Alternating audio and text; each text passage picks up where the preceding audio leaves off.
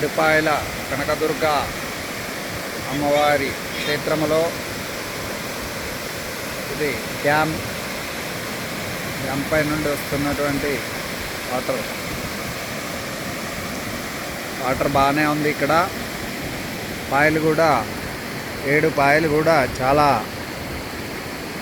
ఎక్కువగానే ప్రవహిస్తున్నాయి. ఇంకొక 10 వానలు గట్టిగా పడితే ఇంతకుముందు మీరు చూసినట్టుగా అమ్మవారి ఆలయంలోకి ఈ నీళ్ళ ప్రవాహం వెళ్ళేటటువంటి అవకాశం ఉంది.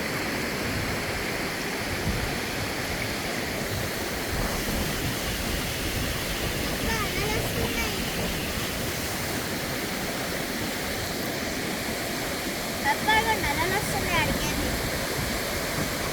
చిన్న చిన్న నల్లలు.